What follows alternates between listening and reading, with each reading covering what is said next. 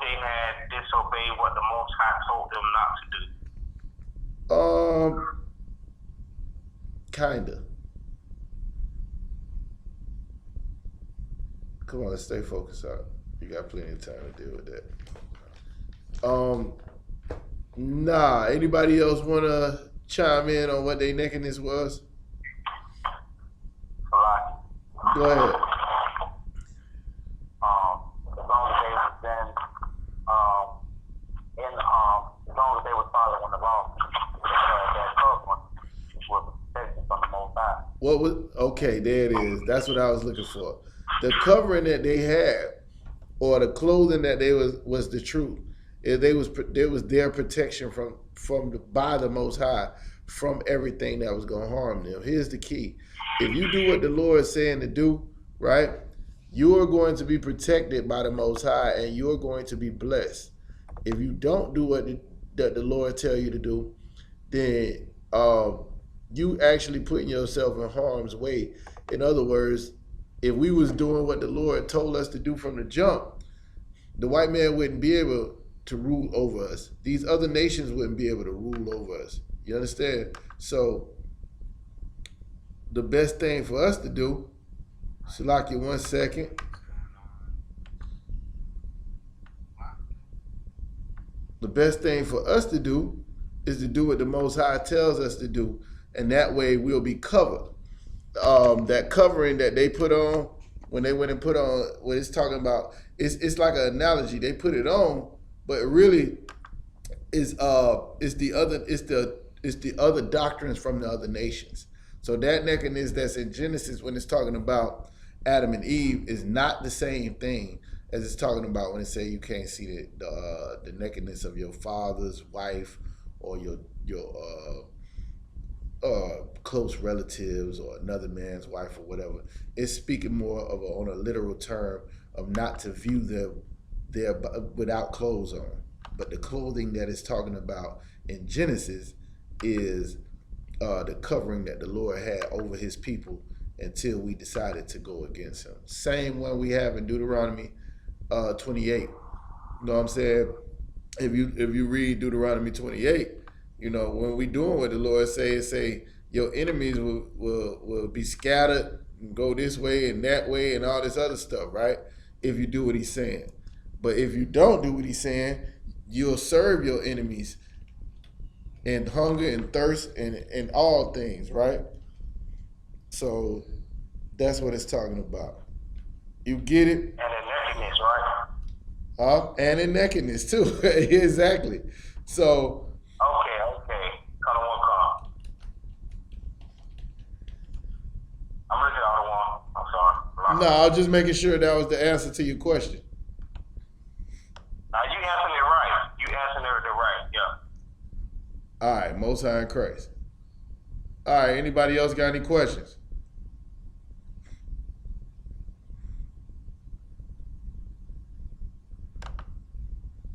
All right, let's go ahead and get it cracking. This is the Israelite School of Universal and Practical Knowledge. Started out at 1 West 125th Street, Harlem, New York, back in 1969. Precinct Officer Kazak Damar, ISUPK, Jacksonville.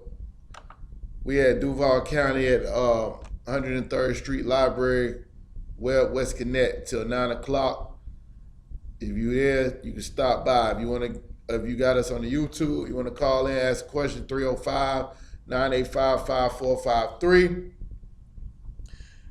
Here in Florida, we got classes Monday night, Tuesday night. We got it down in Fort Lauderdale, close to Miami, Tampa, Orlando on Wednesday. You know what I'm saying? You got the general class on Thursday. We're going to get somebody down here strong in that Hebrew soon. So make sure you're checking in. You're trying to come into school. The school number should be flashing across the bottom of the screen. All right. Let's go ahead and get it started. This is Truth 101. We do this every Monday night. We break down the basics of what we teach here at the Israelite School of Universal and Practical Knowledge. You know what I'm saying? We'll try to get you some legs to stand on. You know what I'm saying? Christ said upon Peter, He gonna build the foundation of where he was gonna be teaching, the foundation of his truth. Right now, you got brothers and sisters coming in. Just found out they was Israelites yesterday. Just found out that, you know, the people that's over there in Israel are not the real Jews. That you the real Jew. Just found out that Moses looked like you. Just you know what I'm saying? Just found out that the law ain't done away with. That your pastor don't know the Bible. Just figuring all these things out, and that's where we at. Somebody give me Hebrews 5 and 12.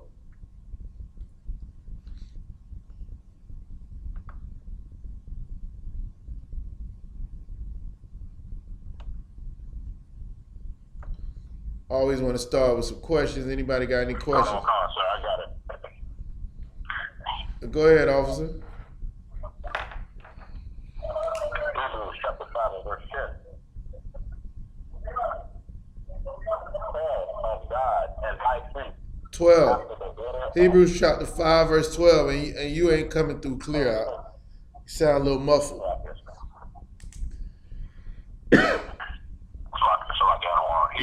Yeah, that's much better. Much better. Go ahead.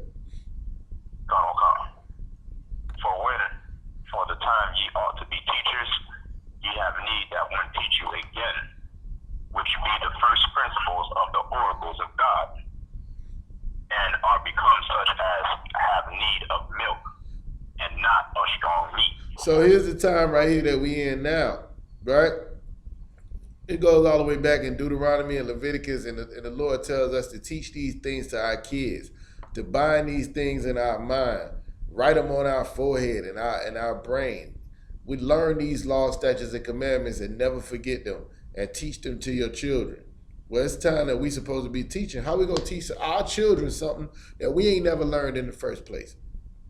How we gonna teach our wives, and how we gonna teach our brothers, you know, that's up under us, how something we ain't never learned? We learned the law was done away with. We learned Jesus Christ was this white man that we see on these photos. We learned that, you know, it's okay to sell drugs. It's okay to be a stripper. We learned these things. We didn't learn that it's certain laws, statutes, and commandments we should govern ourselves by that's going to save our damn life, that's going to get us from up under the oppression and the hate that we dealing with coming from all the other nations. So now it's a time where we supposed to know this stuff and be teaching it, but we have need that one teach us again. And the things that we need to learn again are the first principles of the oracles of God. We need to learn that you can't eat shrimp, pork, crab, lobster. This is like basic stuff. You shouldn't celebrate the other holidays that America celebrates and that these other nations celebrate, because it's based off a God. And when you celebrate their holidays, you really serving their God. That you shouldn't envy your oppressor and try to do anything that you see them do. I remember Captain Cousins, I said it, and I still say it to this day. This was years ago. Heard the brother say something like, all you got to do is do the opposite of what you see Esau doing, and you'll be keeping majority of the law. If you see him be a homosexual, don't be a homosexual. You see him eating pork, saying it's the other white meat, don't eat it. You see him wearing certain type of clothes, celebrating certain type of holidays, just do the opposite. And you'll be keeping majority of the law. Why? Because you're a separate people. Somebody give me that scripture that say, when them that knew not the law kept the law unto themselves, were a law unto themselves, or something like that. Here's the thing, man. The Lord put in us everything we need to be successful in serving him. The problem is we want to be like the other nations. Remember, the Lord came and saved us out of Egypt. You had brothers and sisters in the wilderness that watched the Egyptian army get swallowed up by the Red Sea. Watched the Lord destroy them and still wanted to go back. Why? Because they had meat to eat back there. Like I say it all the time, like the Lord is going to save us out of America. And it's going to be niggas and sisters that's out there talking about, man, at least when, you know what I'm saying, we was in America and things was like this, I had my food stamp card, I had a bomb, I had, you know what I'm saying, I had that work. I was the man. I used to go to the club and clean up. I had whatever. Instead of understanding that what we really supposed to be doing is trying to figure out how we can get back from up under them and get back on top. You hear Christians say it all the time, like the Lord wanted you to be the head, not the tail, above, not below. You know what I'm saying? The lender and not the borrower. You don't know how much the fight is for a black man, a black woman in America just to maintain good credit so they can borrow something when they need it. Because you know the time is coming when you don't have enough. Right? Y'all with me tonight?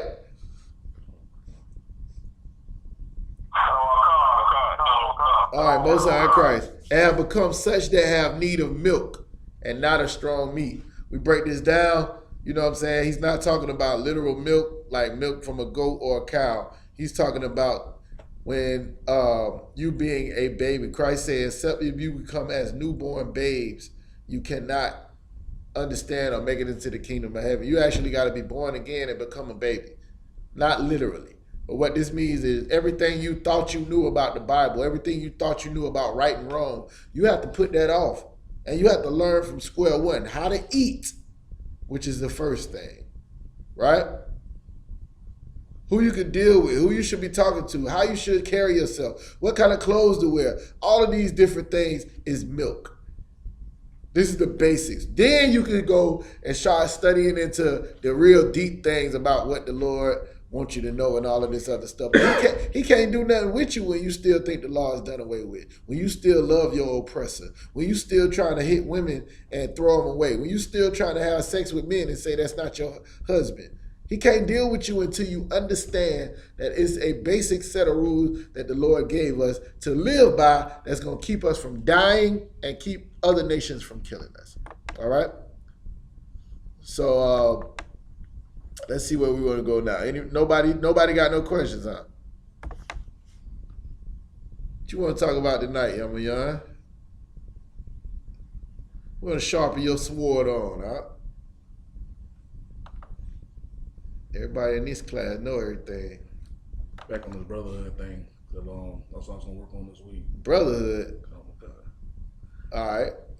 That's what you want to talk about? Niggas still shoot niggas.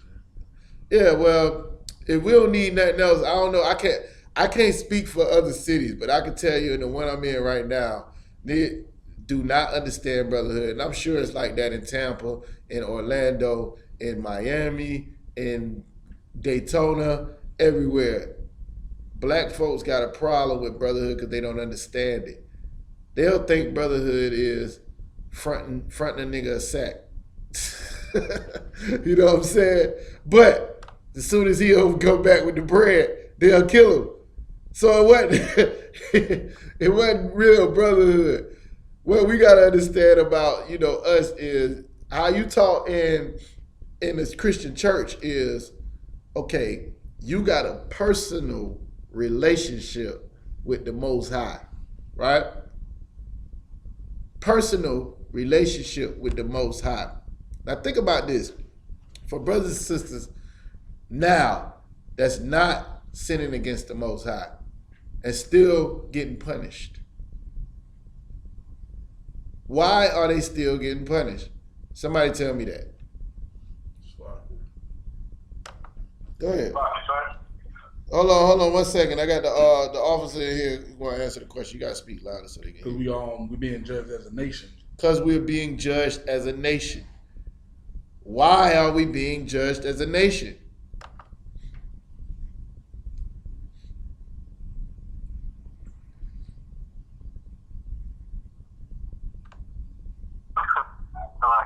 Go ahead. Because we said as a nation.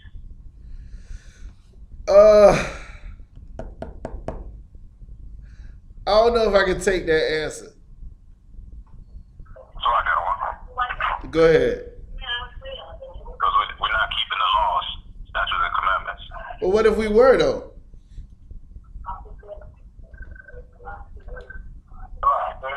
Go ahead. Well, because we're all one family. There it is. The Lord judges families. Somebody give me let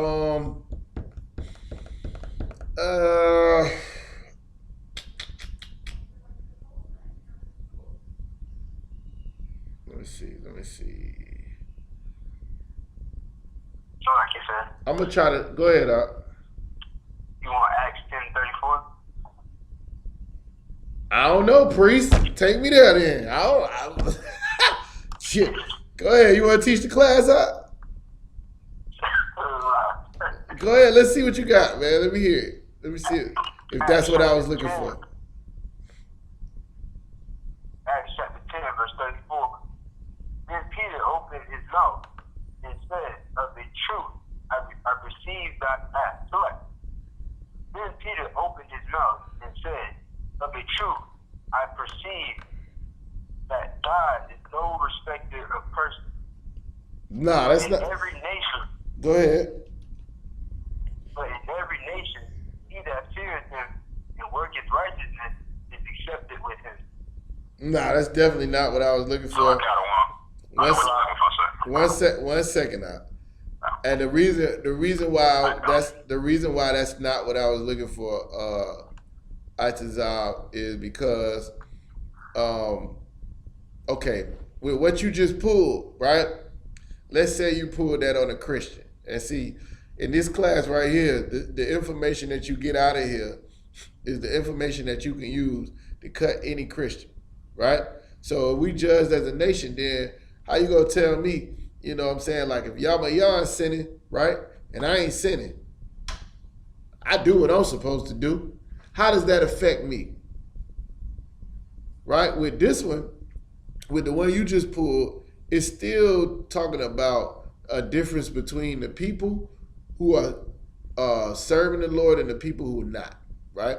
And it don't put us and bind us together. What I was looking for. One second, Hakim. What I'm looking for is a one that tells, you know, basically like that the Lord is going to judge over and govern over us as a people. You know what I'm saying? Not necessarily as one person. So when he says he don't have respect to persons, what does that mean? What does that mean, Itazal? It means that he doesn't judge or bless people by just them alone. Like basically, the Most High doesn't show favoritism. No, that's not. You never want to say that because the whole Bible is about the Lord showing favoritism. You teach that the Lord has a favorite people every Saturday. Right? So no, that's not what that's saying. Somebody help the brother out. What is that saying?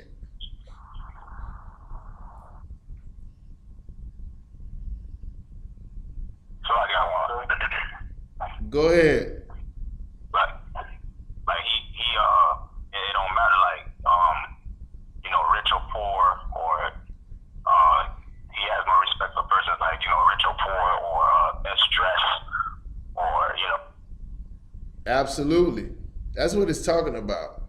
You got different class of people that live on the earth. You got broke, poor people. You got rich people. You got, you know, people who are born in position. You got ugly people. You got all these different things that we separate people, like even in the hood. You know what I'm saying? You got light skin, you got red, you got black.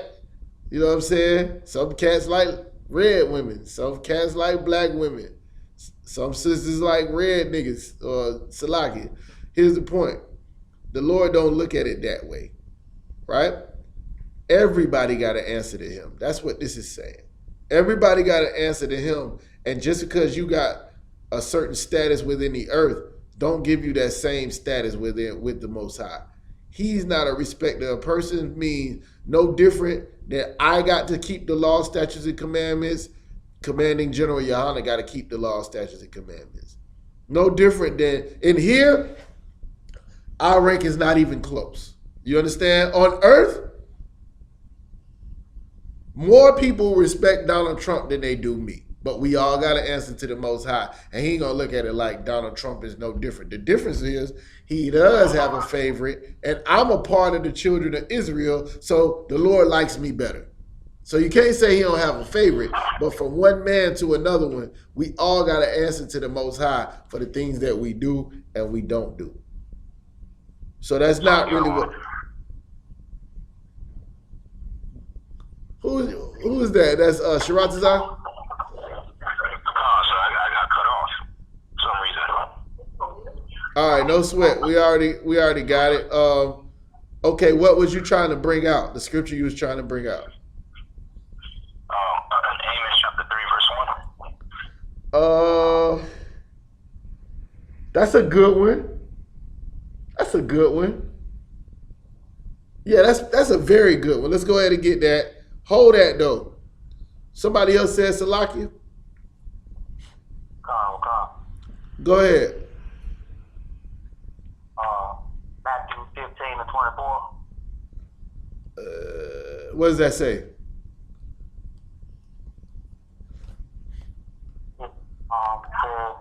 But he answered and said, I am not sent, but unto the lost sheep of the house of Israel. Okay. What I was trying to bring out, the brother was talking about brotherhood, right? Is the difference between what the Christian church teach, meaning you got a personal relationship with God, right? You gotta do your thing, then you could die and go to heaven, right? My wife and me, I could die and go to heaven, and she could die and go to hell. That's kind of how they teach it. Like my son and I, right? From the looking outwards, it makes sense. My point was the reason we got to stick together is because we're judged as a nation, right? Go ahead.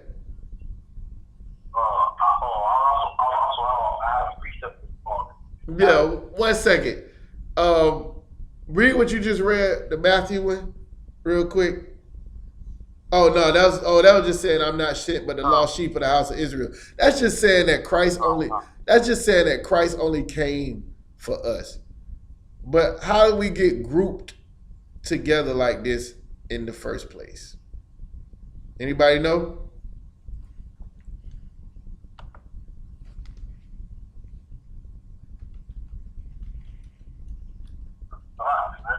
Go ahead. Because the Most High divided the nations. Right. That's what I'm looking for. But what was the verse you was gonna pull before you said that though? I was gonna pull Psalm 147,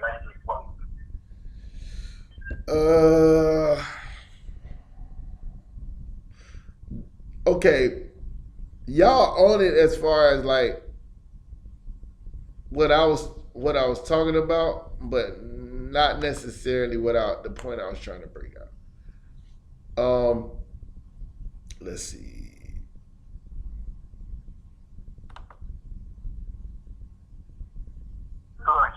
Go ahead. Do you want Deuteronomy 32 and 8? Let me hear that. Deuteronomy chapter 32, verse 8. I'm gonna start back to you. I'm gonna start back one verse. Verse 7. Remember the days of old. Consider the years of many generations. Ask thy fathers, and he will show thee thy elders, and they will tell thee. When the Most High divided the nation to the nations their inheritance, when he separated the sons of Adam, he set the bounds of the people according to the number of the children of Israel. There it is right there. That's exactly what I was looking for. Good precept, priest. What was that again? Where was that? Deuteronomy 30 and what? Deuteronomy 32, verse 8. 32 and 8. That's what I needed right there. Make sure you got that one, young. Here's the point. The Lord separated us because he chose certain group of people that he wanted to be his own people. Somebody give me Deuteronomy 7 and 6.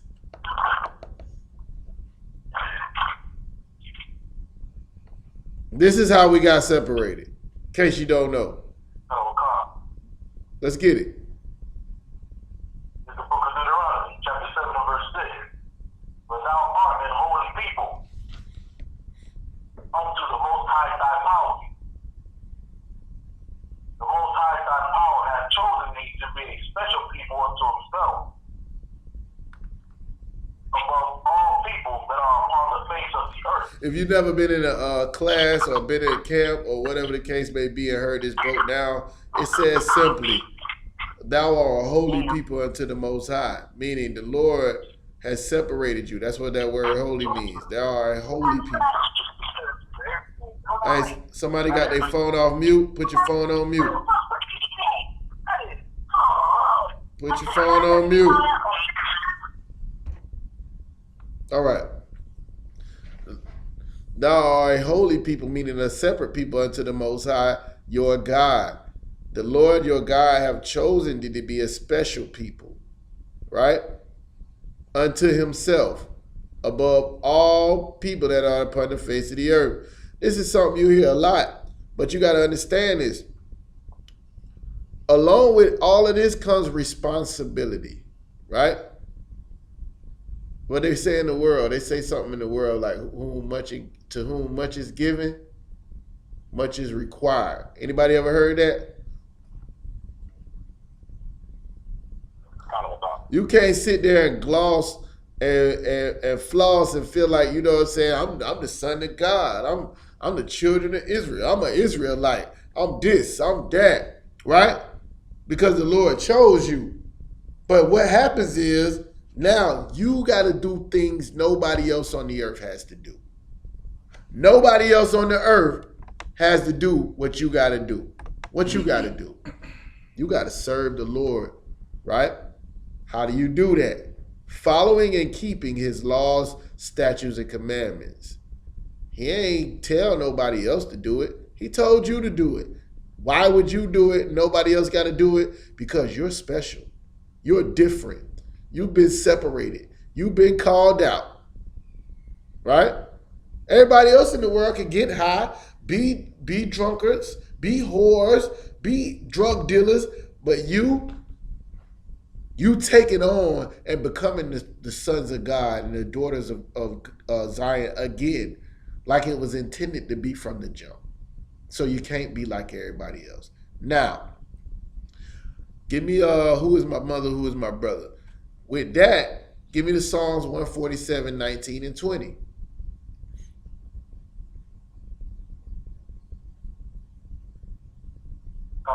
I know you like what this got to do with brotherhood. I know. Go ahead, Op. Oh God. Psalms chapter 147, verse 19. He showed his word unto Jacob, his statutes and his judgments unto Israel. He has not done so with any nation. And as for his judgments, they have not known them. There it is. He showed his words unto Jacob, his statutes and his judgments unto Israel. Here's what you got to understand. Us being special, right, is very important to the Most High because we the only people that he gave his words and his statutes and his judgments to. We're the only people that can break them laws. Everybody on the other planet was made to serve us. Precept.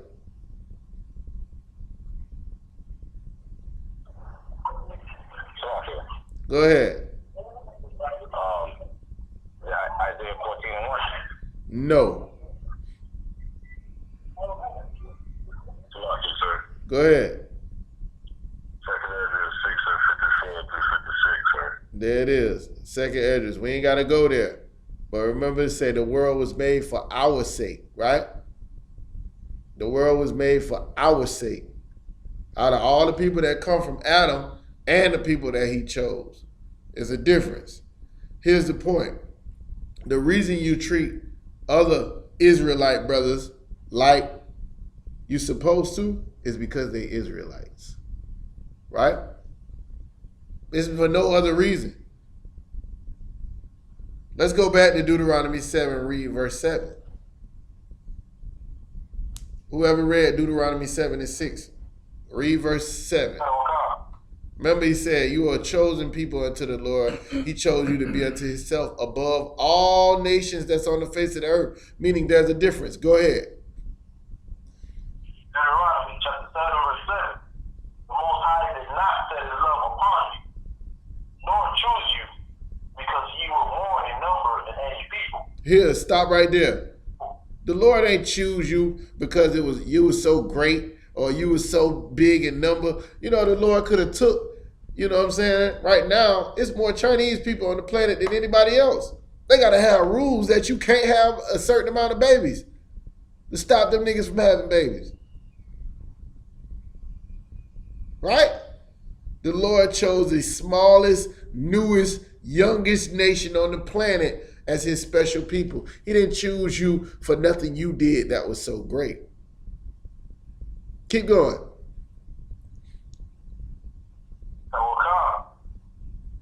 For ye were the fewest of all people. For you were the fewest of all people. Go ahead. But because the Most High loved you, and because he would keep the oath which he had sworn unto your fathers. Now we get into it. Go ahead. As the Most High brought you out with a mighty hand and redeemed you out of the house of bondage. Stop right there. From the hand of Pharaoh. Stop right there. Here's the deal. This is what it all boils down to, y'all. You want to know why we do it? Why we treat brothers?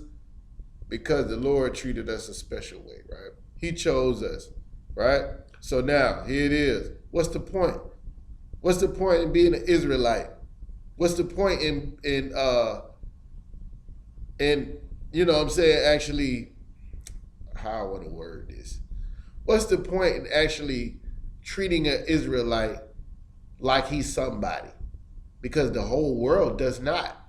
Everybody else in the world will treat Israelites, and I say Israelites, I'm talking about blacks, Hispanics, and Native American Indians, like shit, like dirt.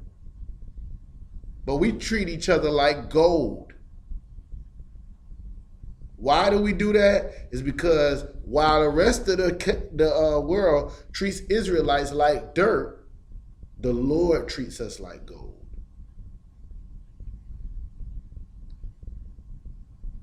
All we trying to do is love what the Lord love, hate what the Lord hate, right? Salakia, 1 second. Here's the point. Let me get I will make a man in the fine gold. Let me get that. Also, I called for another scripture. Somebody should be holding it. What was it? Who was my mother? Yeah, let me get that. Matthew chapter 12, verse 47. Then one said unto him, Behold, thy mother and thy brethren stand without, desiring to speak with thee. But he answered and said unto him that told him, Who is my mother? And who are my brethren? And he stretched forth his hand towards his disciples and said, Behold, my mother and my brethren. For whosoever shall do the will of my Father, which is in heaven, the same is my brother and sister and mother. Now we bouncing back and forth now. I hope y'all don't get lost in the sauce. What we was just talking about is being Israel in the flesh, right? Remember in Romans chapter 9, it say all Israel ain't Israel. The reason why is because all haven't put on the spirit of Christ. Remember, those who have not the spirit of Christ are none of his, is what the Bible says. You don't belong to the Most High. Remember, he came to Israelites, and they received him not. But as many of the Israelites that did receive him gave him the power to become the sons of God. We treat each other like we somebody because we are the sons of God. Now, here's the thing, though. The brother that's going to rob you, the brother that's going to sell you dope, the sister that's going to abort her baby, What about them? What about them? Are we supposed to treat them a certain type of way? Anybody in the class?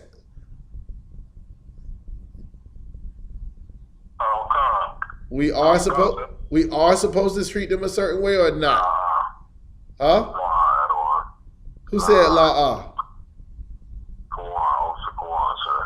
Why you say la They say that we're not supposed to treat them a certain way, and we're supposed to show them the brotherly love just the same, so that if they are Israel, the Spirit will bear witness. Supposed to treat all men, supposed to be in peace with all men, according to the scripture. Right. When I say that though, that don't mean that. What my question was asked, let me ask it more direct. Are we supposed? 1 second, sis. 1 second. Are we supposed to treat them different than the way we treat brothers and sisters that's in the truth? Oh God. I thought you just said no. I understand better now, sir. All right, let it marinate for a second. Sis, go ahead and ask your question. You answered it, sir. Daughter. What was the answer? Or what was the question that I answered? Salaki.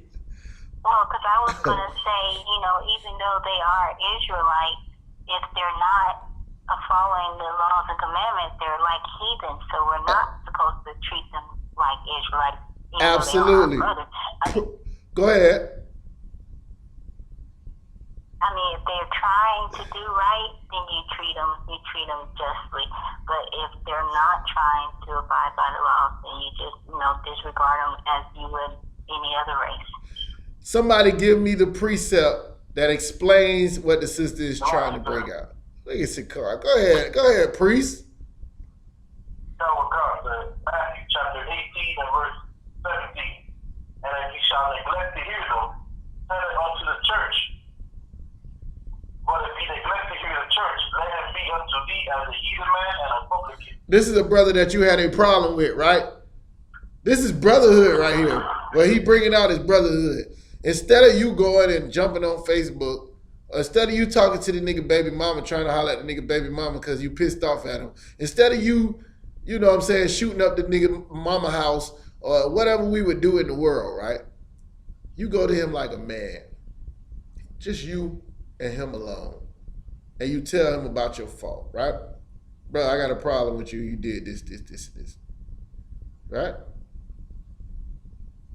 Now, if he won't hear you, meaning he don't agree that he did something wrong, then you take it to men that's over you. Where they can listen and hear out the matter.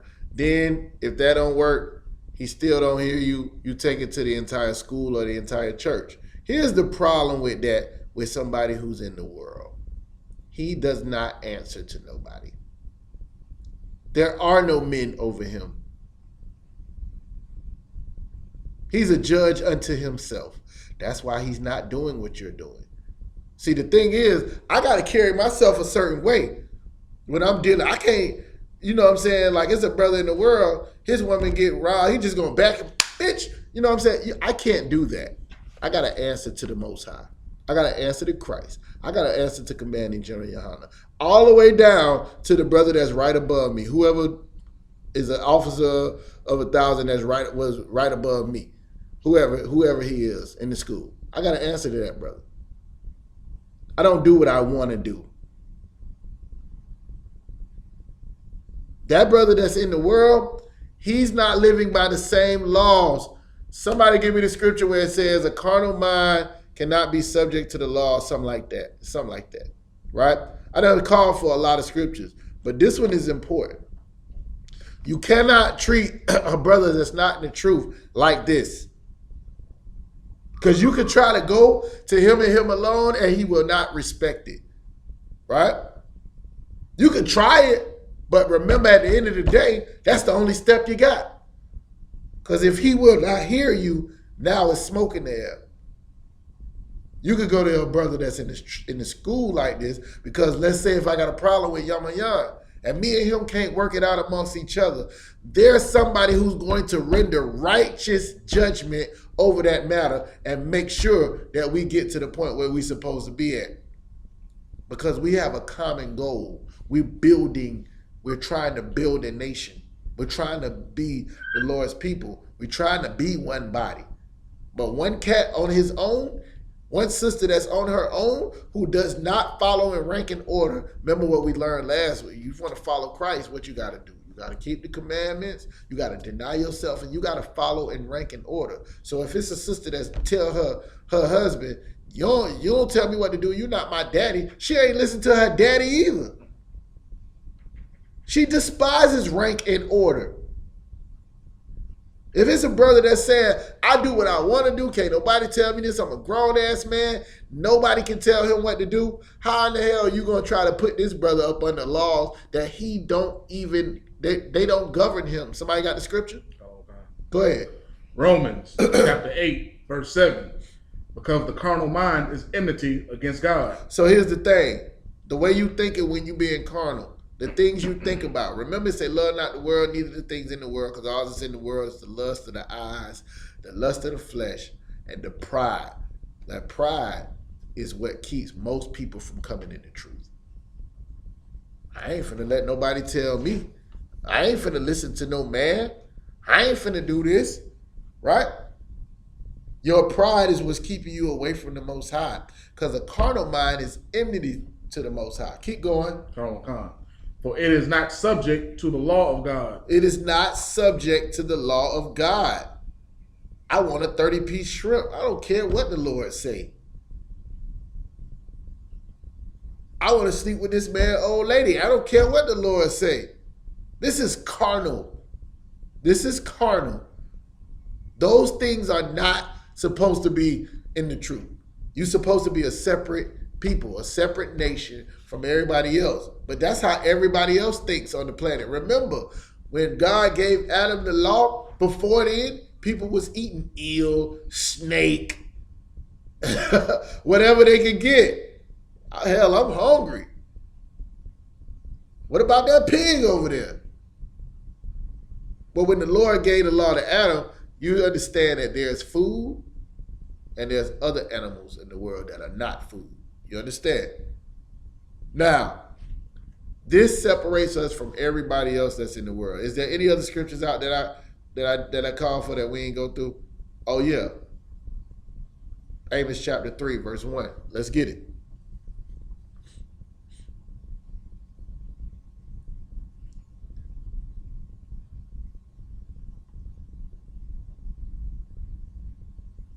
Come. Let's go. Hey. No, I got it here, warrior. Go ahead, officer. Amos chapter 3, verse 1. Hear this word that the Most High have spoken against you, O children of Israel, against the whole family which are brought up from the land of Egypt. What you got to understand is the Lord sees us as a family. Now, he gave our father promises. He made a covenant with our fathers, Abraham, Isaac, Jacob. Those were reiterated during Moses' time, where he wrote down the commandments for Israel to follow. Read verse 1 again. Amos chapter 3, verse 1. Hear this word that the Most High have spoken against you, O children of Israel. Oh, who? O children of Israel. Oh, everybody. O children of Israel. O children of Israel. Here's you. These your responsibilities. I spoke this to you. I ain't said this to nobody else. O children of Israel. Keep going. Come. Against the whole family which are brought up from the land of Egypt. This is what you got to understand. Brotherhood is important, right? Because we're a family. Now, we're a dysfunctional family because we don't know that we're a family. Think about how they be church banging. You don't go to my church. My pastor and my church got the best praise team, and I ain't going over here because they boring and he don't know how to preach, right? These are supposed to be people of God.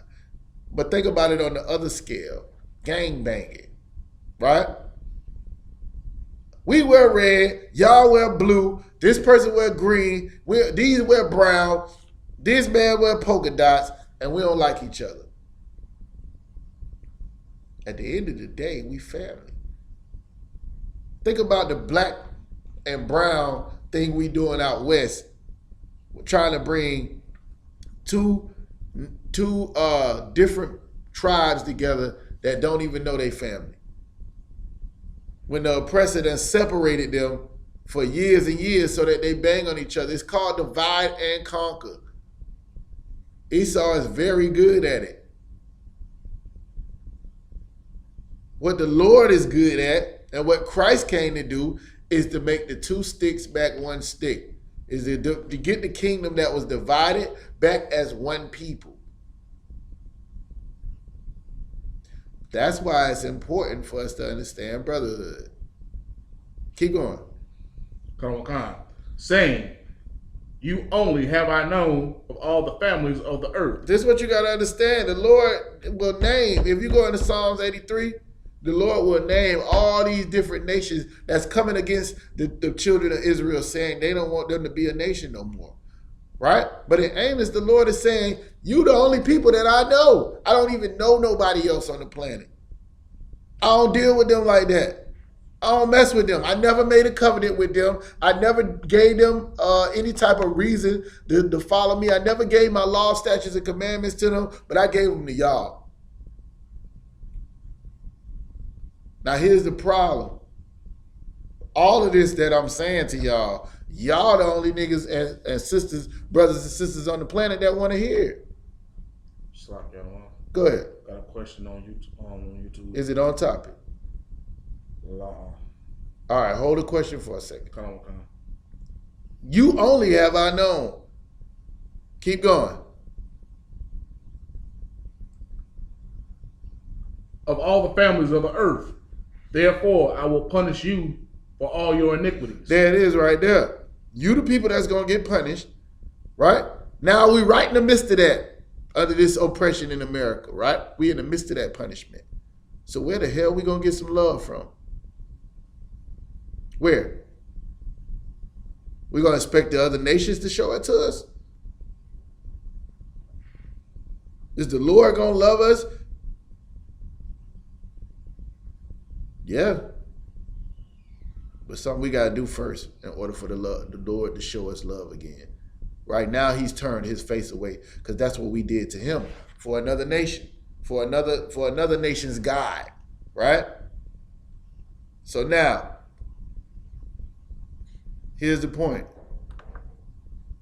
We got to be, I don't want to say this the wrong way, right? But we got to be a gang or a family or a group of people that's on the same page. The problem with blacks, Hispanics, and Native American Indians, in our households only, daddy can be a Muslim, mama's a Christian, the son's an atheist, the daughter's a feminist. You see what I'm saying? Our families are separated because we all serving other gods that ain't the God of Israel. When the Lord just said right here, what? You only have I known. That's the only people he know. Now, how are we going to be that separated in our household and we're going to come together as a nation and talk about ruling anything? You got to be on the same page. Keep reading out. Of all the families of the earth, therefore I will punish you for all your iniquities. Keep going. Can two walk together, except they be agreed? Read that again. Can two walk together, except they be agreed? How in the hell is you going to be an Israelite? Your rib going to be an atheist. Your son going to be a Muslim. Your daughter going to be a Black Lives Matter feminist. Your other son going to be a Rastafarian.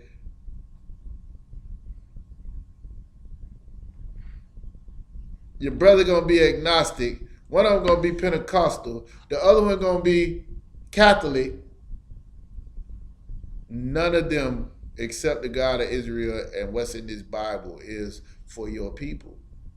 Two people can't walk together unless they be agreed. How you gonna show a brother some brotherhood when y'all on two different pages? Now, that being said, what the sister and the brother was bringing out earlier is very important, because you have people that's Israel that don't know they Israel. You was once in the world, right? Somebody give me the scripture. Christ died for you while you were yet a sinner. Somebody give me that one. You was once in the world, right? But Christ still loved his people enough to die for you, even though you were disgusting and horrible and didn't deserve it. Now, we followers of Christ, what we got to be willing to do for brothers and sisters who's still in the world. Give our life as well. All right? This is brotherhood. I know it don't sound like it because you heard it brought to you based on a lot of other things that you heard. What was the question that was online? He's see if I can read it right. He said, was Balaam from Israel? If so, yes. If so, yes. How do you know? He said he's talking about the prophet that the donkey talked to, and he's asking because Israel just got out of Egypt, and this man talked to the Most High. Yeah, get the thing. This is what you gotta realize. Get the Zondervan's Bible Dictionary. Look up Balaam in there, right? Okay. You cannot be a prophet of the Most High unless you are an Israelite from the time of that Israel was born, right? Before there was Israel, there was no Israel, so it wasn't no chosen people. It was the seed of Abraham. Before that, it was the seed of Noah. Before that, it was the seed of Adam. So there's different separations within the Bible as you continue to go down. Right? You got it? He in there? Balaam. Read Balaam. Balaam, the son of Beor, a diviner with a remarkable history. He was employed by Balak, the king of the Moabites, to curse the Israelites. God permitted Balaam to go, but warned him by the strange behavior of his donkey and his encounter with the angel of the Lord to speak only what God commanded. Balaam, in spite of his own desires, pronounced a blessing on the Israelites instead of a curse.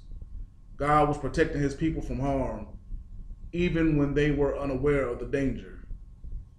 Later, Balaam succeeded in turning the people from the Lord. Succeeded in what? Turning the people from the Lord. Succeeded in what? In turning the people from the Lord. All right, go ahead. Come. By his advice, the Israelites were seduced into idolatry, bringing God's judgment on Israel. By God's command, Israel brought vengeance on the Midianites. Does it say anything about where he came from? All right, so let me tell y'all something so that everybody understands that's in the class, right? The Lord does not only speak to Israelites. He only speaks to Israelites when it comes to dealing with prophecies, judgment, things like that, which befall Israel. The Lord allowed Cyrus, who was not an Israelite, to rebuild the temple or rebuild the city, right? The Lord will have plenty of people that come that's not Israelites and use them for the work of Israel. Use them to destroy Israel. Use them to rebuild Israel. Now, as far as this cat Balaam is concerned, I'm sure we can spend about maybe 5-10 minutes worth of research and find out whether he's an Israelite or not. This story I've heard, it's been a while. I don't think he's an Israelite. I could be wrong. But I know what? Go ahead. Could you use Romans chapter 9 verse 5 where it says verse 4 where it says that Israel are the one that can serve God as that only Israelite? No, that's what I'm trying to tell. This is what I'm trying to tell you. Remember, 2nd Ezra 6:55 or whatever. The world was made for our sakes, right? Remember the little children that was taunting the prophet or whatever. Who was it? Which one was it? Where the bears came out.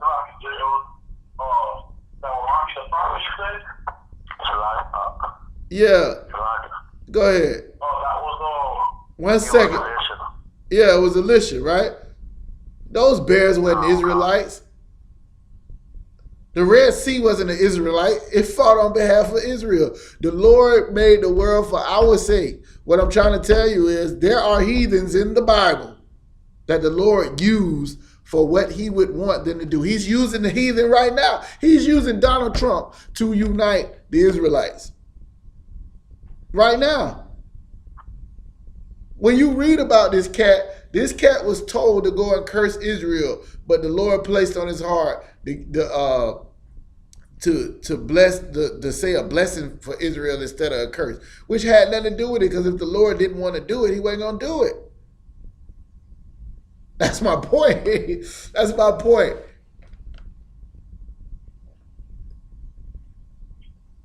My point is, like, people want to get religious when it comes to this.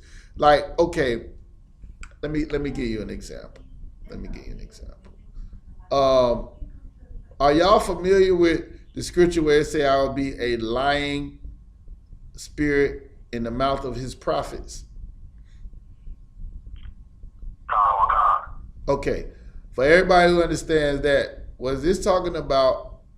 This was talking about the Lord wanting somebody who was over Israel to go up and fail, correct?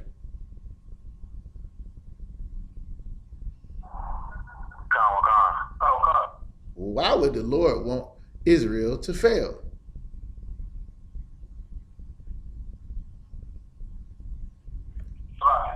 Go ahead. To humble them for any transgressions they committed. That's the thing you have to understand and you have to get, right? The Lord deals with Israel. How it's taught to us in the school, the Lord used the white man as his whipping stick. His whipping rod to chastise Israel. He used the Africans the same way. It was no different. You had battles that we won, and see, this is the thing why we're able to keep it real when it comes to what's in the Bible, because it talks about when Israel served the Lord and did good and got blessed. It talks about when Israel did not serve the Lord and the Lord punished them for that. It talks about different people who overcame. If you read the Bible, you go back, we were in a war and we was on Esau or Edom was on our side in the war, and we teamed up to fight other nations. What you can't do is get stuck in a vacuum like, oh, Israel, everything we did was good. Everything we did was right. No, we pissed the Lord off. We went against the Lord every single time, and he still kept trying to bless us, trying to put us back in the land.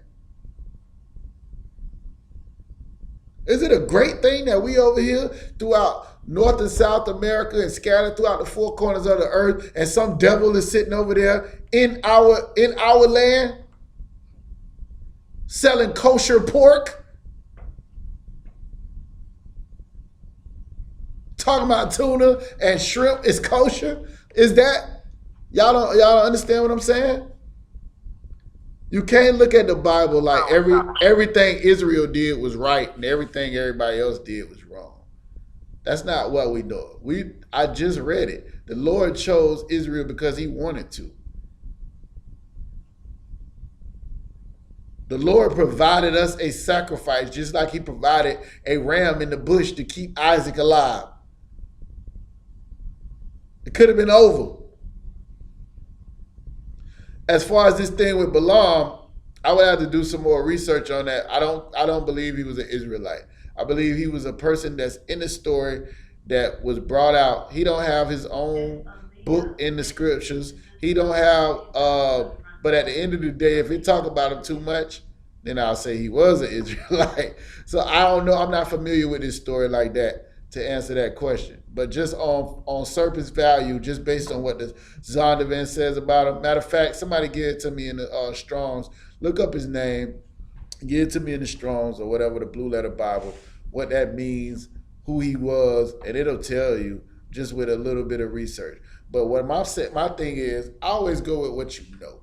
What you know is, if he was a prophet of God, he was an Israelite, right? If he was just somebody that the Lord used to do this certain thing that would either hurt or would humble Israel, then he don't have to be an Israelite to do that. If he had his own book, the book of Balaam in the scriptures, he was an Israelite.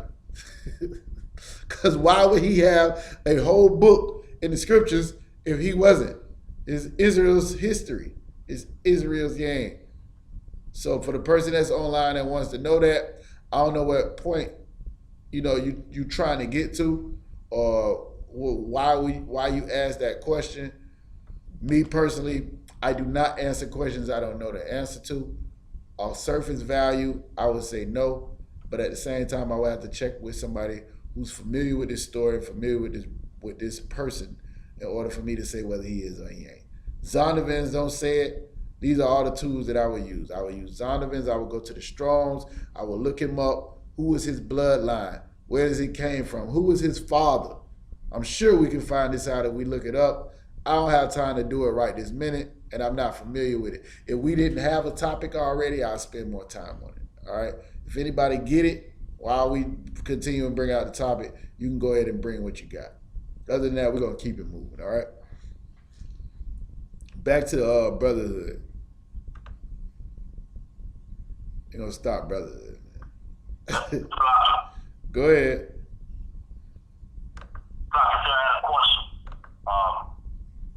Go ahead. It was Israel ever in rulership? And what time and era was it? Like, did they have like wars with other nations and stuff like that? Let me see where we at. We at 8:08. All right, hold that question, all right? I'll get back to it in about 10, 15 minutes. All right? Brotherhood, first of all. The spirit of the entire law is brotherhood. What I spent most of the first part of the class talking about is why it's important. The reason it's important is because you are not an individual. You're not thought of as an individual. You are the sons. Yasha Allah means the princes. Shar is prince, right? Allah, the power, the Most High, God, sons of God, princes of the power, right? And we judged as a nation. We are family. Think about this. Christ is the head of every man. No man can get to the Father but going through Christ, who's the King.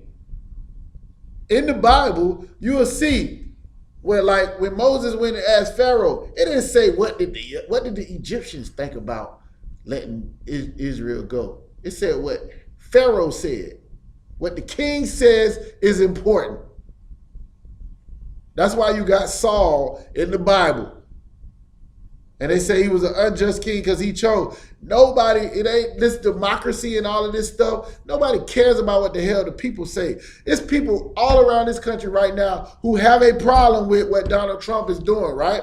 But it don't matter. He's the damn president. He's the president.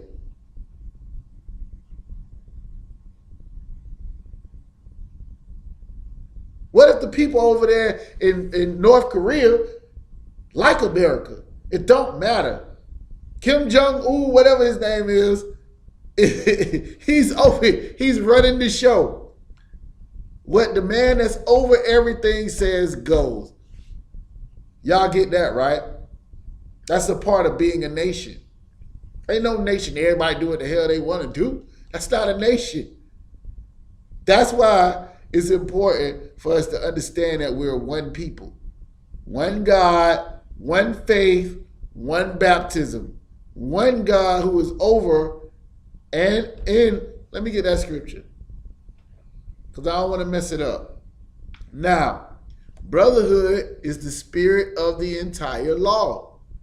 Everything that's in this Bible hinges on brotherhood. That's what the law is for. It's only 2 laws really in the entire Bible. That's love the Most High and love your brother as yourself. Every law that's in there hinge on that. Why shouldn't you sleep with a brother's rib? It's unbrotherly. That's his. Why shouldn't you eat pork? Because you're serving another God when you do. You don't realize it. These are 2 things. Loving the Lord with all your, loving your neighbor as yourself. It's so important that you understand brotherhood, because you can't keep the law without it. If you don't care nothing about this man, you'll just go and take his stuff. That's what they do in the world. Everybody lay down. You know what it is. Let me get that. You'll serve your people things that will destroy them, right? I got to get this money. I know brothers that sold their mama and they daddy crack. They sold it to them. Like, hey, I'm just trying to keep the money in the house. Justification. What Biggie say? All the people who called the police on me when I was just trying to make some money to feed my daughter. Do you care about your neighborhood? Do you care about your community? Or do you just care about yourself and your well-being? That's the difference between you following Christ and you being a nigga or a sister in the world, right? Brotherhood. That's how you can see it. Somebody got the scripture I asked for? Come on, let's get it. Ephesians chapter 4, verse 4. There is one body and one spirit, even as ye are called in one hope of your calling. One Lord, one faith, one baptism, one God and Father of all, who is above all, and through all, and in you all. Right. That's it. Verse 7. But unto every one of us is given grace according to the measure of the gift of Christ. You can stop that right there. What it's saying is, right, there's one body. That body is the body of Christ. One Lord. Christ is over the head of every man. One faith. That faith is the faith in the Bible, the faith in the scriptures, the faith in the God of Abraham, Isaac, and Jacob. One baptism, meaning one way to be cleansed. That's the law, statutes, and commandments. Right? One power who is above all, including Christ, and over all, and in you all. So now if you don't have the Spirit of God, you ain't gonna understand brotherhood. Why should I not sell people crack when it's going to make me money? Why should I not rob niggas when it's going to get me paid? Why should I not get over on people when it's going to feed my kids? When I was just trying to make some money to feed my daughter. If you don't understand brotherhood, you're just going to be just like everybody else in the world. What does Esau say about it?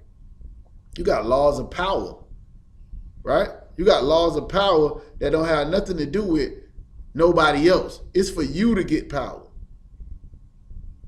It don't have nothing to do with acting as a nation. It has nothing to do with, you know what I'm saying, you and your people being on top. It's got something to do with you by yourself. Just me, by myself. The Lord don't deal with that. He deals with families. That was the whole point why I spent the beginning talking about who he chose, how he wanted things to go. Now, somebody give me Mark 12 and 30. Start at 28.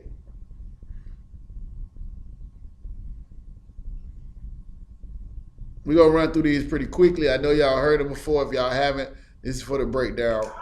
All right? Go ahead. Mark 12 and 28. And one of the scribes came, and having heard them reasoning together, and perceived that he had answered them well, is the first commandment of all? And Yahushua answered him, the first of all the commandment is, hear, O Israel, the Lord of our God is one Lord, and thou shalt love the Lord thy God with all thy heart, and with all thy soul, and with all thy mind, Somebody tell and me. with all thy strength. Somebody tell me how you love the Lord. Whoever said Salakia first. Yeah. To love the Lord is to follow the law, statutes, and commandments. Yep, the precept is, for this is the love of God, that we keep his commandments, right? So y'all know that one. Look like everybody would jumped on that one. All right. Now, second one. Go ahead to verse 31. God, verse 31.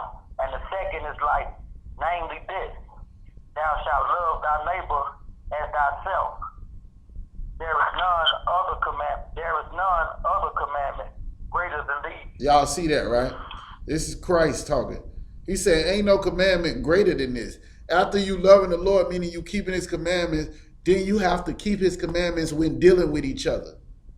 You got to keep them when dealing with him, meaning if he say don't eat it, if he say don't go here, if he say don't do this, if he say don't serve another God, then that's what you got to do. The other ones is, if he say don't sleep with this man's wife, if he say don't look upon this, if he say don't steal from him, if he say don't, you know what I'm saying? You got to do that too.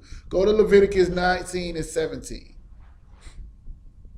The spirit of the entire law is brotherhood. Everything that was wrote down is for us to conduct ourselves as a nation who are better than the other nations, right? You go to Deuteronomy chapter 4, it tells you this is our wisdom and understanding inside of the nations. They're going to look at us and be like, well, damn, we need to treat each other like that. Right now, looking at blacks, Hispanics, and Native American Indians, we lack brotherhood. So the other nations looking at us like, hey, they don't even love each other. How they going to come together and fight for anything? Can two walk together unless they be agreed? Is what the Lord said. This is why we have to come back to the law, statutes, and commandments, back to serving one king, which is Yahushua, and we can build a nation based on that. We can't build no nation without brotherhood, without being on the same page, without all of us wanting the same goal. One God, one faith, meaning the faith that the Lord is going to deliver to us where he promised our forefathers. Go ahead, somebody give it to me. Go ahead. Leviticus chapter 19, verse 17. Thou shalt not hate thy brother in thy heart. Thou shalt in any wise rebuke thy neighbors, and not suffer sin upon him. This was the law, right? So we had Christ saying it, then we go back. You shall not hate your brother. Like, this is in your mind. You just thinking about hating. You waking up thinking about hating people. If this nigga do this, I'm going to do this. I was just messing with me and Officer Shawar was talking about it. Like, niggas go to the club like, I know old pussy ass nigga gonna try me tonight. Like, you going with the mind friend. You ready to do something to a brother. You don't even know who it is, what they selecting from a language. I'm just speaking on how he spoke where I come from. That's how it goes, bro. You already hate them in your mind. But what you should be doing is teaching him what's wrong with what he's doing. And how you got to do that is clean up your own life first. You can't tell nobody what they doing wrong. You doing it with them. You're doing the same thing. Thou shalt in any wise rebuke thy brother. How you going to rebuke me for something I'm doing? You doing the same thing. How you going to tell me I'm wrong for eating pork? You eating pork. How you gonna tell me I'm wrong for sleeping with women and throwing them away? You doing the same thing. Don't suffer sin upon them, but let them know what the scriptures say. Cry aloud, spare not, lift up thy voice like a trumpet, and show Israel their transgressions. Right? What they doing wrong. This is what we do in here. That's why it's a lot of people that know they Israelites, but they are not gonna come in here. Oh no, ISUPK, them brothers too strict. Like, we not strict, the Lord is strict. The God of the Bible is strict. These are not our rules. These are not our words. What are we supposed to do? Suffer sin upon you? Be like these other groups? Let brothers do whatever they want, and the next thing you know, they done killed some transsexual they tricking with, or a sister in the school missing because they done let in people that the Lord said don't deal with at all. Give me 1 John chapter 3, verse 10. You gotta love your people more than that. It's really about loving your people. It's really about loving the Most High. If you can't do that, we ain't gonna be able to build no nation. We ain't gonna be on the same page. This is the reason why in the class a couple of weeks ago, I'm like, okay, how do I break this down to my rib? What her goal is so we can be on the same page, right? Because everybody is selfish. It ain't about, you know what I'm saying, what we gonna get as a nation, like what I'm gonna get out of this. That's how we think. And we trained to think like that. That's why we gotta go back and be born again. That's why we gotta have our brain washed. Somebody got the scripture? Go on. Let's get it. 1 John chapter Brother got it here. 1 John chapter 3, verse 10. And this the children of God. The who? The children of God. And this is how you know who's the children of God. Remember, he came to his own received him not, but as many as did receive him, gave him the power to become the children of God. And this is how the children of God what? Are manifest. Are manifest. That word manifest means to be seen. Right? To be seen. Go ahead. Come on. And the children of the devil. And you also can see the children of the devil. Go ahead. Come on. Whosoever doeth not righteousness is not of God, neither he that loveth not his brother. There you go right there. If you don't keep the commandments or you don't love your brother, you are not of God. You're the children of the devil. Right? Remember what Christ told him. You are of your father, the devil. He was talking to Israelites, but he's telling them they not the sons of God. Why? Because all Israel ain't Israel. Go ahead to verse 11. Come on.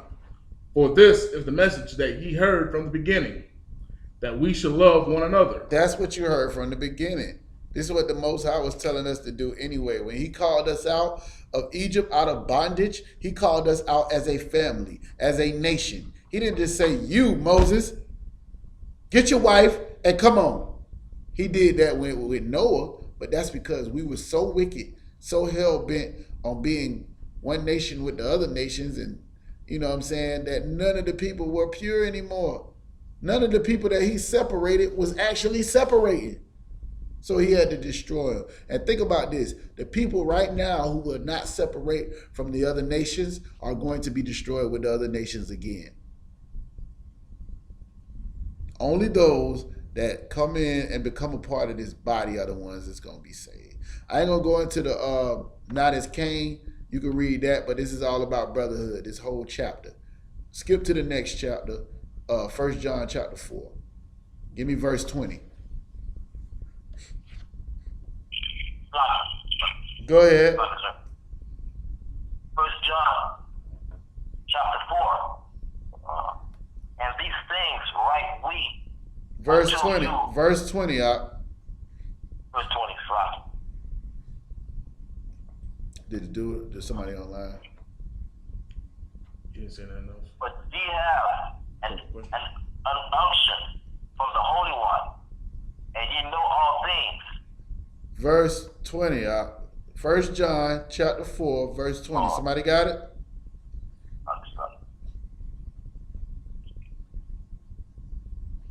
Nobody got it? Go ahead. 1 John chapter 4, verse 20. If a man say, I love God, and hateth his brother, he is a liar. Let's stop right there. If a man say, I love God, I love the Lord, I got a personal relationship with Jesus, he is my Lord and Savior, I love God. But I can't stand that nigga over there. That's a lie. If a man say that, he is a liar. He is a liar. This is what the scriptures say. You're a damn lie. Ain't no way in the world you love God and you hate your brother. Now, who is your brother? Who is my mother? Who is my brother? Them that do the will of my Father is my brother. Huh? You think we don't hate child molesters? You think we don't hate drug dealers? You think we don't hate whores? I hate hoes. Hoes hate me. Salakia. My point is, we hate those things because we was taught in the church that the Lord hates the sin and loves the sinner. But we taught in the truth that the Lord hates sinners. That's what the scriptures say. Anybody have not ever seen that in the scriptures?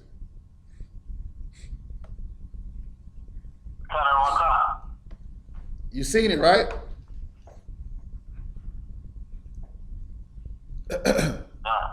All right, go ahead. For he that loveth not his brother whom he hath seen, how can he love God whom he have not seen? Here's the point. This is how you. This is what this is saying.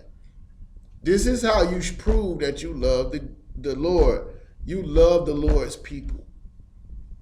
You do what the Lord does. You love what the Lord loves.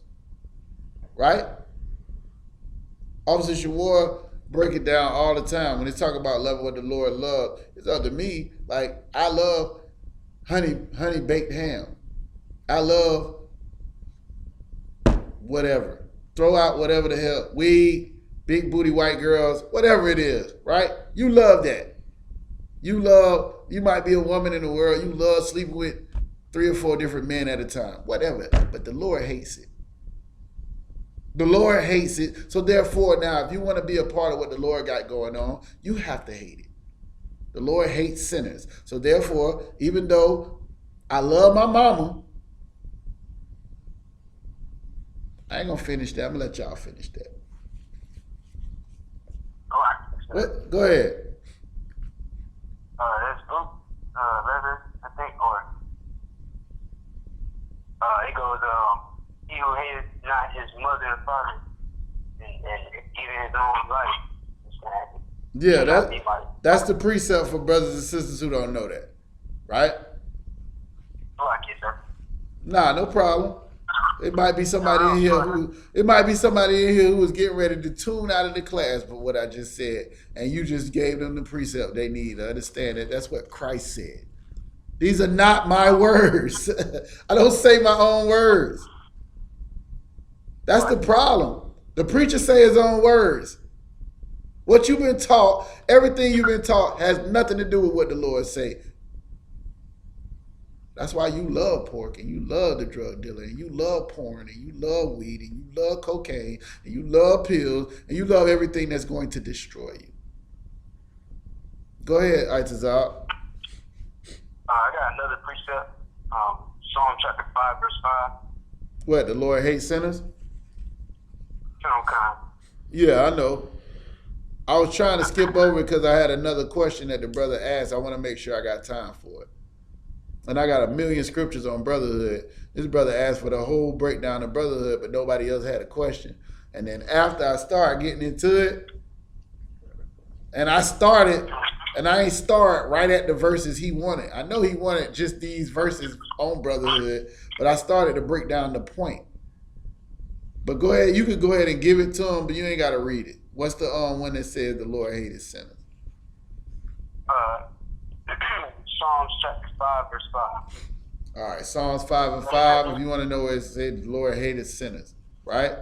But now this one is 1 John 4 and 20. Said, if a man said, I love God and hated his brother, he is a liar. Who is my mother? Who is my brother? Those that that do the will of my Father. So this is talking about hating people who ain't did nothing to you. They ain't sinned against you. Right? They ain't done nothing to you. Even the brothers that did. If they are a person that claims to be in the truth, that served the Most High, and they came across you, we already read it's a certain way you go to him and him alone, and you deal with him this way. You ain't got to hate him. You come to some type of agreement now. Once he will not hear the school and will not hear the 2 or more, then now he is no longer your brother. So this don't even require you to love people that's going to sin against you. What you do is if they ask for your forgiveness, you forgive them 7 times 70. But what if they never ask for your forgiveness? What if they don't want your forgiveness? That's not your brother. They ain't trying to serve the Lord. You wait till they become your brother. You give them the option. General Miami said it one time. He was in a class. He was like, yeah, I've known Captain Ty Ward his entire life. One day he came into the school and became my brother. They real brothers. They real brothers. He said one day he came into the school and became my brother. Y'all don't understand. Like, me and my mama's son is very close. Very close. Not as close as me and Yamayan. Not as close as me and Kawan. These brothers I have known 2-3 years maybe. I have known this brother since he came out the womb 30 years ago. Why? Am I closer to them? Can two walk together unless they be agreed? You are the only family I know. Right? Who is my mother? Who is my brother? All of the scriptures we just went through goes to why you should be able to show a brother love in the truth. Why you should be able to forgive a brother that's in the world that don't know no better. Christ did it. Forgive them. They don't know what they doing. They stupid.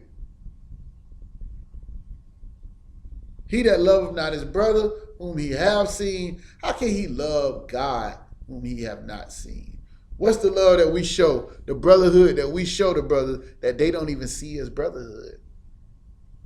Rebuking our brothers and suffering not sin upon them. Telling them something that nobody else is going to tell them. You need to stop celebrating these holidays. You need to stop smoking all this weed. You need to stop dealing with whores. You need to stop loving your oppressor. You need to stop dealing with the other nations. You need to stop eating this, eating that. Nobody want to hear it. This is us showing them love. Because if we didn't care about them, we'll just let them continue to do what they're doing and get destroyed in World War III and get destroyed by the Lord. Right? Everybody understand? That's brotherhood. Brotherhood is what we do. If we didn't care about them, we'll just let them just die. But the Lord sent us as a watchman. He picked you, brother, to be in here and to tell these people. And you, sister, to tell other sisters. Teach other sisters.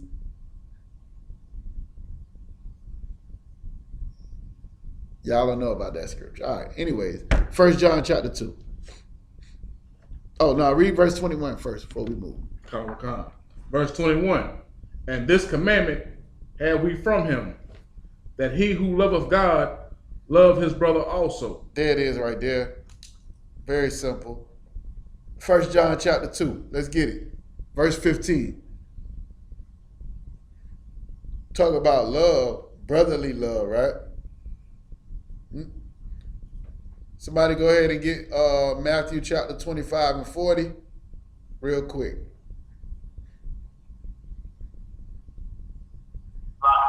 Go ahead. Matthew chapter 25, verse 40.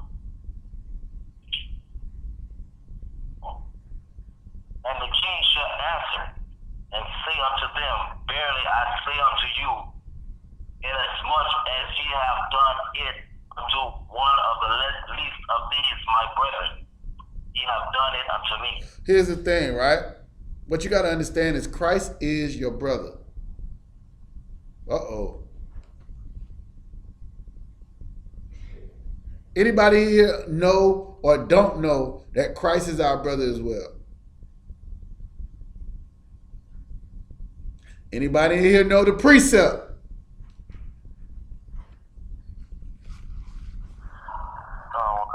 What's the precept? Hebrew. Huh? Hebrews. I just looked by Hebrews chapter. Man, it's slipping my mind. I just had it. You talking about where it said it behooved him to be made like unto his brethren? What you talking about? Hebrews chapter 7. Hebrews chapter 7, where it says, for it is evident that our Lord sprang out of Judah. How does that prove he your brother? Because Judah is one of the 12 tribes of Israel.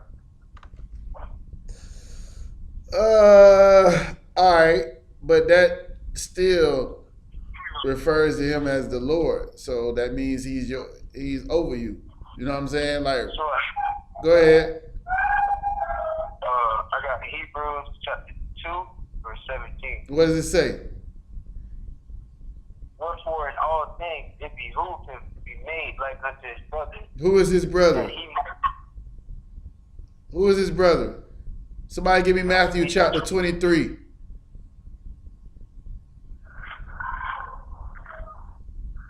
Matthew chapter 23, verse 8.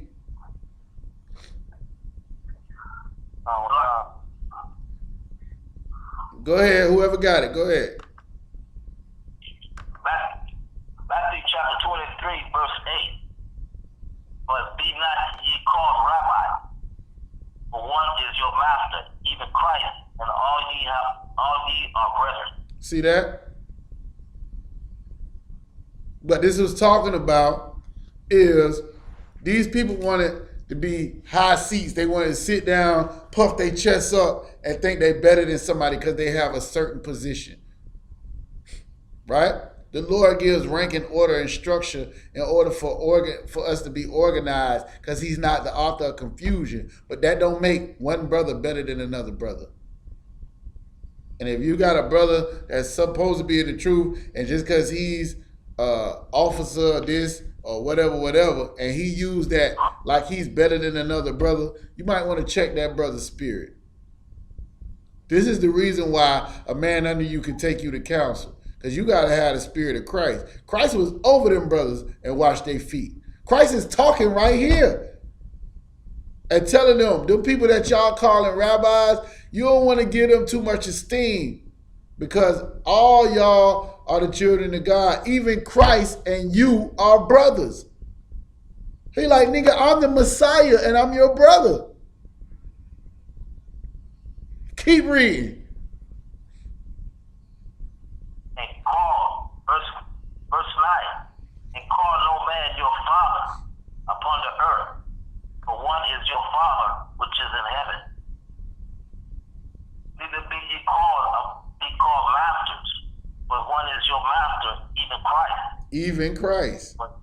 It's only one person that's your, this is what I'm saying. He's including himself with the children of Israel.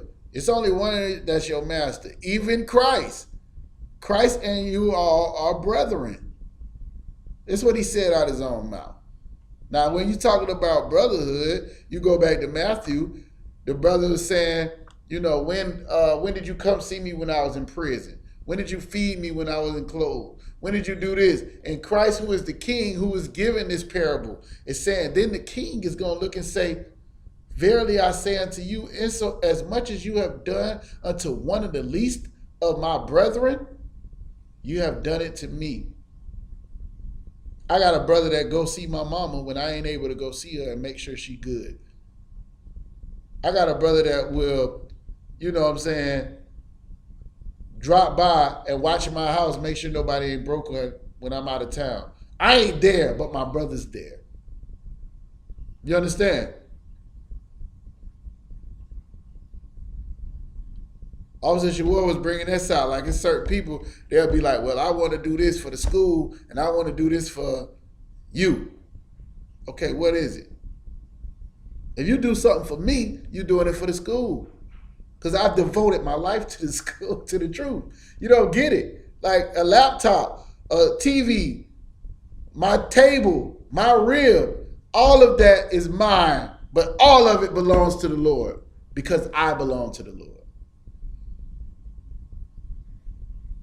So the things you do for the people of the Lord, God's chosen people, which is the niggas, the spicks, the wetbacks, the people that nobody else love, you are doing it unto the Lord. Now, you got to be careful with that. That don't mean you give every crackhead you see $1. You're not doing that unto the Lord. But if you see a brother that needs help and you genuinely can help them, I ain't talking about money-wise. get in a better situation, invite them to the school, tell them what they should be doing right. Give them the GED program, the prison program, the priest number that can help them, counseling, all of these type of things. These are the people of God, and even though everybody hate them, is you doing it for Christ. Because as much as you do it to them, you doing it unto the King. They the lowest people on the totem pole, but you doing it to them is the same way as if you was doing it for Christ. Everybody understand? All right, you got Matthew 18:21. Then came Peter to him and said, Lord, how often shall my brother sin against me and I shall forgive him? Till 7 times. Yahushua said unto him, I say not until 7, until 7 times, but until 7 times, 70 times 7. Meaning, it's all about forgiveness as well. All right? If a brother is truly sorry, he truly repents for what he did, and he wants to come to you and ask for forgiveness, give it to him. Don't be no Christian and allow a nigga to do the same thing over and over you just because he say he's sorry. But you do forgive them. You don't hold on to those grudges because you were once a person that sinned over and over and over again, and the Lord forgave you. All right? Moreover, this verse 15. Moreover, if a brother shall trespass against thee, go and tell him that fault between him and him alone. We read that already. Matthew chapter 5, verse 22. Now, when I'm bringing out brotherhood on the streets, like in camp, I never break this scripture down because it's too much in here that you have to know. It's a little bit meaty, right? But I say unto you that whosoever is angry with his brother without a cause shall be in danger of the judgment. What's the judgment? The judgment is what we was just talking about when you go into him and him alone, then you go to him the two, then you go to the school, and a judgment is going to be made. Now, back in the days, if you broke the law against a brother, it could have been eye for an eye and tooth for a tooth. That could have been the judgment. Could have been like you had, what the judge say? Judgment for the plaintiff, judgment for the defendant, right? Somebody gonna win. That's the judgment. You in danger of the judgment, which could be your life, which could be you chopping off your eye, your right hand or your eye or whatever based on what you done to the brother. And whosoever says, say to this brother Rakah, you look up Rakah, you'll get that. It's basically just saying like, okay, it's basically just saying like, Sorry. Go ahead. It's vain and emptiness. Yeah, it's like, it's basically looking at the brother like you better than him, right? It shall be in danger of the council. And whoever such say that fool shall be in danger of hellfire, meaning we gonna stay in hell as long as we don't get on the same accord and be able to look at each other with some type of respect. If I'm gonna look down on brothers, and these are the same brothers that I was and the same brothers that I would be without Christ, you know what I'm saying? We ain't gonna be able to get out of this hell. We ain't gonna be able to get out of the ghetto. Because I'm looking at the people that's around me, instead of looking at them like the Lord looks at them, meaning this brother who would once rob me, this brother who would once sleep with my woman, this brother who would once take something or sell me poison in order to get by, the Lord can change him into a brother that can raise up a whole entire nation up under him. But you looking at him like he just a fool. He just some cat. He just this, that, or the other. You never know what somebody's potential is. Paul was a brother who was killing men who followed Christ, slaying them. And the Lord took and put his spirit on him to raising up all types of churches or schools around the globe. Somebody could have looked at him and say, nah, he just a fool. I ain't dealing with that cat, man. And you know what? Peter was about to say that. What this is talking about is seeing the potential in a brother who may not be doing the things that he's supposed to be doing at this time. That's what this is talking about. Understanding that you was once that same cat. You angry with him, right? Take him to judgment. You ain't got no real reason, then they're going to judge in his favor. If you got a reason, they'll judge in your favor. You saying that he's empty and he's vain and all of this other stuff, you might be taken to counsel because you don't understand how important brothers and sisters are. The biggest, most important people in this school is the troopers, because you can't become a general unless you become a trooper. Everybody in the school, I don't care what rank you got, has to start there. All right, I don't break this down because it's like I just broke it down real quick because I'm running out of time, and I want to get to the brothers thing. Anybody don't understand brotherhood? No, you have 5 more minutes. Okay, I thought it was 8:55. All right, go ahead. Anybody who don't understand brotherhood, you can call me. We'll break these down later. The brother asked a question, Bakwash, your question was, did Israel ever rule, right? All right, if you go back to the time of Saul, right? The Lord was with Israel. They started to gain or the land that the Lord promised to us, right? And what you got to understand is only Esau, when you talk about Alexander the Greek, and you go into the first Maccabees, chapter 1, come out and start talking about ruling the entire earth. What we wanted to do is rule our land and anything that was up under. So the land of Israel might have been way bigger, but we wasn't studying what the hell was going on in Africa and all these other stations, because all the heathens had their own land. Now, if they came messing with us, we had a army that could protect us. This was under Saul, under King David, under Solomon, and eventually, as we continued to sin against the Lord, he took that from up under. So, all right, when you go down to, I think it was Jeconiah or Zerubbabel and all these kind of cats like that. These cats was up under Solomon, after Solomon, when we lost the kingdom. So for that little time span between Saul, David, Solomon, and I believe like David's grandson.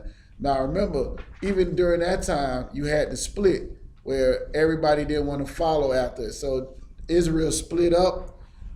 Even though we were still in rulership, we was two separate nations, the nation of Israel and the nation of Judah.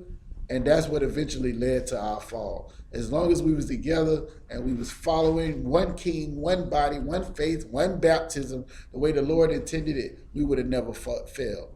All right? As far as what time span that was, the thing about time, there's no dates in the Bible. Right? So you could put it under whatever time span you think it going to. You could do your own research on that. We don't really do that because it don't tell you in the Bible this was the year of this. It goes by who was the king. It'll say this was the year of Cyrus, or the year of this person, or the year of that, or while Israel was under this person, or how this, and you try to match it up based on history, but all the history is the white man's history anyway. Did I answer your question? So actually we were in rulership at one time. Absolutely. Absolutely. Wasn't nobody messing with David. David killed everybody. So much that the Lord wouldn't allow him to build the temple. He had so much blood on his hand, and that was putting Israel back on top. Then Solomon came behind him, rebuilt our temple. We were back in our land. We ruled and did what we wanted to do. But what I'm trying to tell you is that rulership was not based on the type of rulership you're talking about. Like, we wasn't trying to rule over us. We didn't care what the hell all these other nations was doing. Us being under rulership is us not being in captivity and being able to serve our God, keep our law, statutes, and commandments, judge according to the scriptures, things like that. All right? It's other people's ideology to be talking about conquest and taking over other people's land and ruling over other people like that. Nah, what we had was our own land that the Lord gave us, and the Lord divided the nations and separated them and put them in their own land, and we had ours in Israel for those times. Meaning nobody wasn't fit to come and take nothing from us. Anybody that was in our land was going to follow our rules and do it the way the Lord said, or they would be judged according to the law. That was our time in rulership.